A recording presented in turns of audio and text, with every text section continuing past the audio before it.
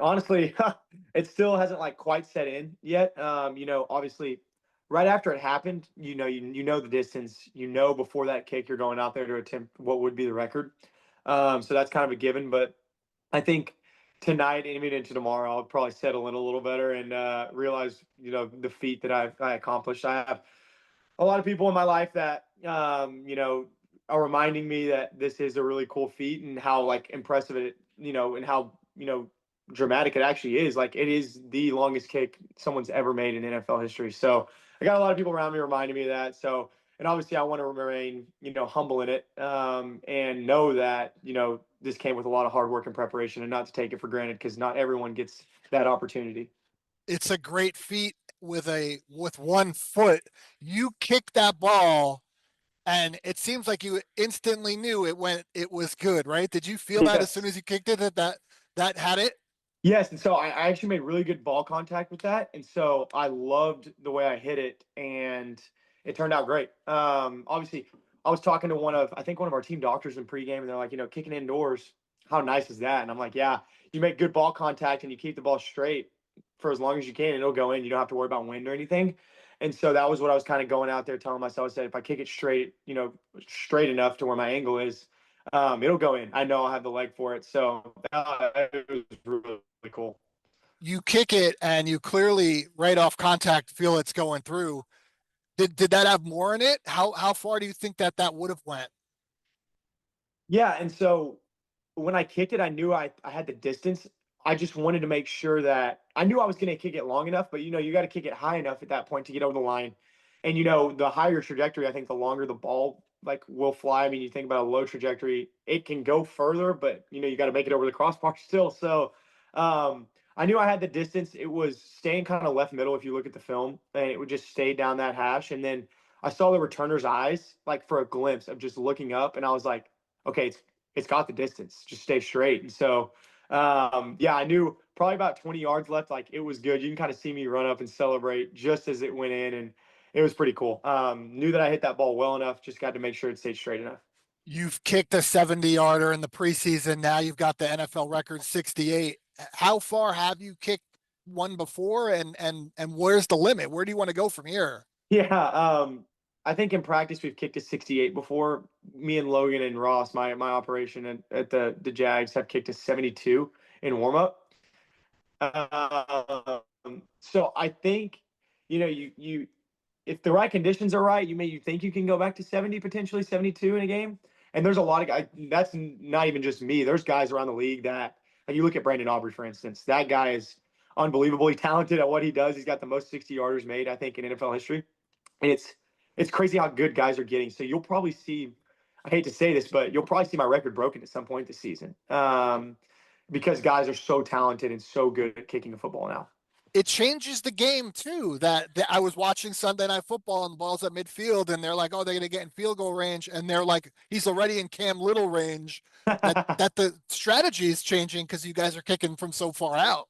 Yeah, 100%. And I think with the new kickoff rule as well, like the ball starting at a later spot, further down the field, you see instead of maybe necessarily the 25 where the touchback was a couple years ago, you see the ball starting at the 35, 40 sometimes if they get a good return.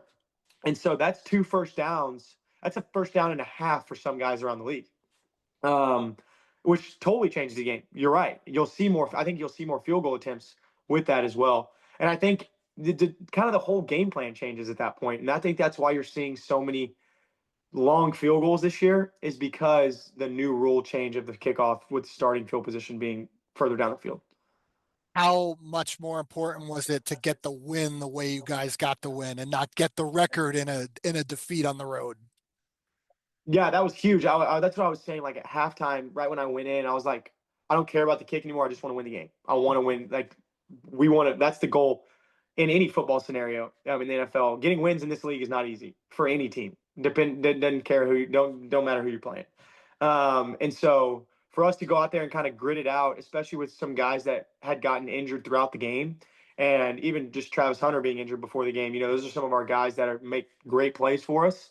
And obviously those guys, kudos to those guys that stepped up. Like there's a couple guys that were brought up from the P squad to go out there and perform, and they did a heck of a job and worked their tail off for that opportunity and took advantage of it. So to know we have like kind of that culture built up, that camaraderie of like next guy up mentality is going to go out there and perform is something special. And I think that's why we ended up getting that win is because we didn't go like this at all. We stayed here and stayed glued together. I imagine the kicking fraternity is like a tight knit community. Is everybody reaching out to you? Your phone's been blowing up. Are you hearing from everybody? I've heard from some of the closest guys, like some of my guys around the league. Like I'm good friends with the Lions kicker, the Saints kicker, a couple punters. Like you're right. The kicking fraternity and punting fraternity is like that. And so, you hear from guys around the league telling you kudos, giving you, that's insane. But I just think it's so cool that I think it's cool that I know that those guys. It's really just an opportunity based game. Like you think about that long field goal. Yes, it's an accomplishment, and I did work very hard for that, and I think it's something cool for myself. But there's so many guys around the league that could hit that. So for them, giving me props, but also like me knowing that they can hit those kicks is just a cool like dynamic between guys. Because some guys maybe are different, but I want to see all guys succeed around the league. I want to see every kicker take advantage of their opportunity because I know the pressure and I know what the hard work it takes to be good in this league. And so you want to see guys perform. So you say you think that this could be broken this season, but what's to say that it's not you breaking your own record, right? Yeah, I hope not. I hope not. That would be really cool, but I hope a lot more touchdowns. We want PATs, and I know our offense.